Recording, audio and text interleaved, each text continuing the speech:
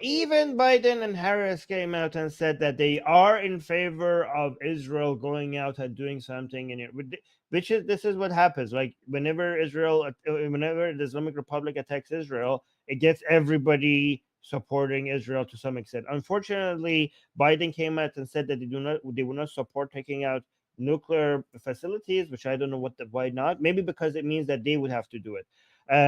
But they did. But even the Democrats are supporting Israel responding right now to the Islamic Republic, right?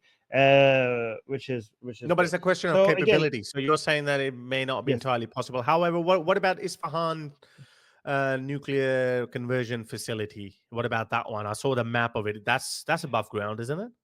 And that's where they yes, dropped but last time. but anything that you hit will be able to. The main things that will cause serious damage to enriching uranium capabilities by the regime are deep within the mountain or deep underground, right?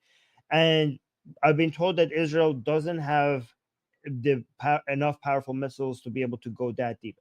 But again, every time we get surprised by Israel's capability, so I don't know. But this is what we have been told so far, right? And and Um, and and what? the way they got Nasrullah, apparently now the reports are coming in. There was an informer in. I think there was it was an Iranian informer that actually ratted him out. So yeah, Mossad Right. might play some. They might have another trick up the sleeve. By the way, there's a joke that the Iranian people have every time you see IRGC or military commanders in Iran meeting. Anytime the picture comes out, Iranian people sometimes joke like, "I wonder which one of them is the Israeli representative," because the understanding is that Israel has their own people in all the high places in Iran and everywhere places. So, yeah, even within the office of the supreme leader, they think that Israel has their people there. So so that's one option. The other option, the option Khamenei. that is being, yeah, okay, let's go to Khamenei. Khamenei is going to apparently it has been said that in this Friday prayer in Tehran, he's going to be leading. He's going to be the imam of the Friday prayer this Friday, right? So that is him basically coming out in public and exposing himself this Friday. And a lot of people are waiting and saying, well, this is the chance then. This is the way to do it, right? Why would he do this? Um, Does he want to go as a martyr or something? Well, no, I don't think so. He's not like that. He loves he's people close to him have reported that he's really paranoid, doesn't want to die, stuff like that. He's not he like loves that. life. But yeah, he loves that. But some people, again, I don't know what's going on behind the scenes there. Some people are suggesting that IRGC might want to take Khamenei out or like trying to shift the powers. I mean, again, these are conspiracy theories. I don't know, but Do we know who I could mean, be his some people are. successor though? Is there second in line? So we just got for the first time a video from Mushtaba Khamenei's son, which is people understand that it's going to be the next supreme leader. And I could do another show with you about that because the man is not charismatic at all, like his father. Like we had the first video of the potential next supreme leader out, and it was, and I could tell you what he said in that video. That's a different discussion. And everything that he said is code. Like I could tell you, I could analyze. It's Okay, only we'll do like it a one separately on minute that video. one.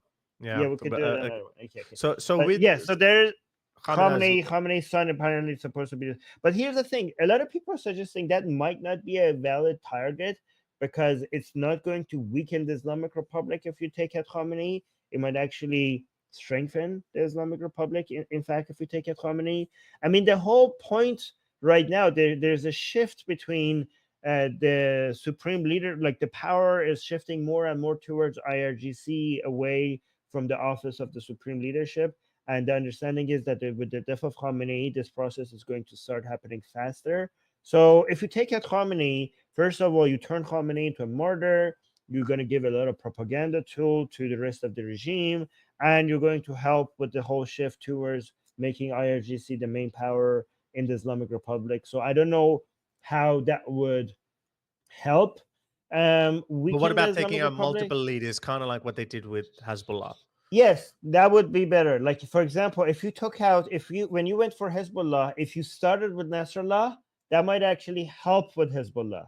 right? But if you keep taking out all the main key people and then lastly go to Nasrallah, that was the way to do it. But starting with Nasrallah would not have been the way to do it, right? So if you manage to take out all the, but there's too many, like the Islamic Republic. I mean, the Islamic Republic is a little bit, their systems rather than just key figures, right? So it's a little bit more difficult to do that within the Islamic Republic. Uh, to be able to take everyone out and then go for Khamenei.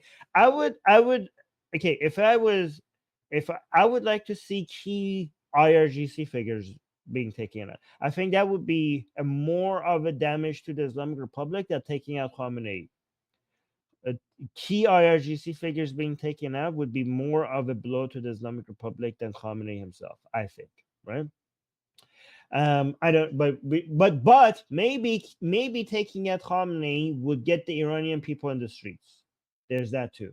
Like if Khamenei is taken out, for example, the Iranian people would be might be so inspired by seeing something like that it would flood the streets with people protesting. That might also be As Reza Pahlavi has been urging the Iranian public to do. So I think he tweeted, or I read his statement somewhere where he was urging the Iranian public to rise up, and now is the time to overthrow their autocratic leaders.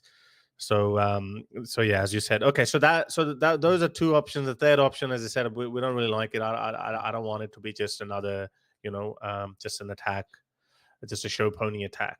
So are there any other options that could be at yes, Israel's disposal? the main thing that they're talking about right now in Yeah, the Israel fuel supply. is energy facilities, right? And so there's a mixed reception of that, right? So here's the thing, if they take out military facilities, most Iranian people would be like, fantastic, many of them, right? If they take out atomic facilities, fantastic. If they take out IRGC people, or the supreme leader, or any of these other key figures, Iranian people will be clapping for that. Many of them will be clapping for that. But if they take out energy facilities, I think there will be a mixed reaction to that, right?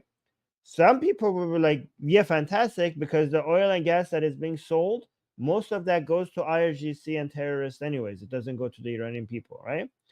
But at the same time, it will hit the pocket of the Iranian people if they go for energy facilities, right?